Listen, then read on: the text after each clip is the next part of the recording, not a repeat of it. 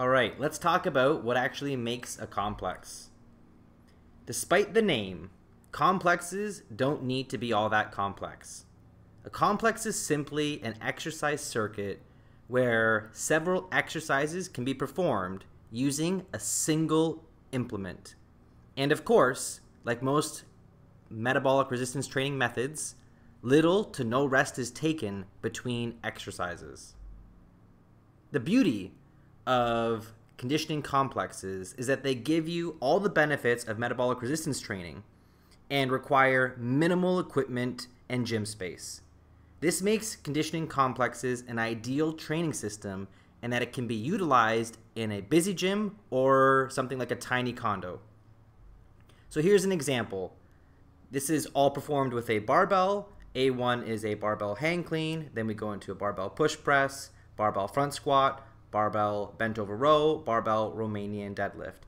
All of these exercises are performed with the same implement, and this would constitute a conditioning complex. Now, traditionally, complexes are always performed with a single implement.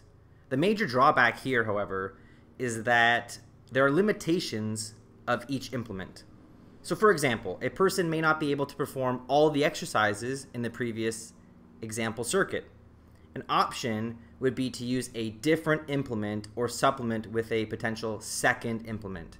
So here's an example. A barbell hang clean, a barbell front squat, a barbell Romanian deadlift, a barbell push press, and then chin-ups. This circuit works pretty good because it can all be performed in one rack, so you don't really have to move around the gym very much.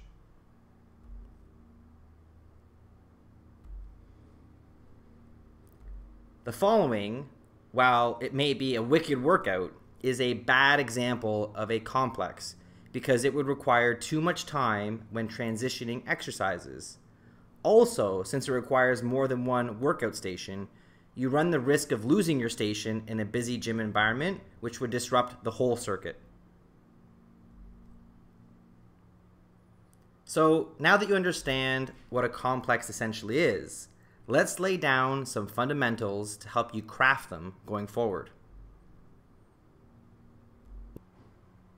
Number 1, form still matters. While intensity is the key, never sacrifice good exercise technique for the sake of being more metabolic. Use a full range of motion, maintain tension, and control the load.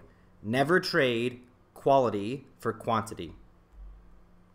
Number 2, pyramid the demand. Arrange the exercises from the most demanding to the least demanding. Perform the most technical and challenging in regards to load early and the least demanding exercises towards the end.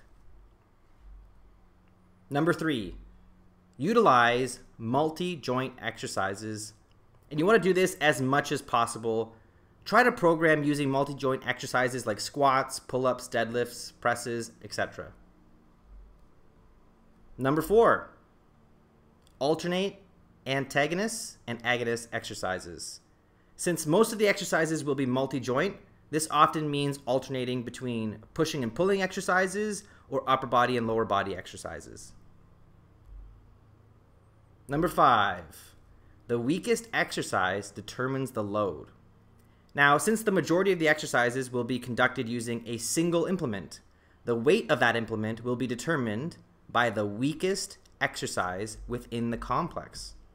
In this example, number A2, the barbell push press, is the weakest exercise, and the weight selected for that exercise would be the weight used for the entire complex. And number 6, respect the grip. Grip often becomes a limiting factor in conditioning complexes because the weight never leaves your hands. Try interspersing exercises that require little to no grip with exercises that are more grip intensive.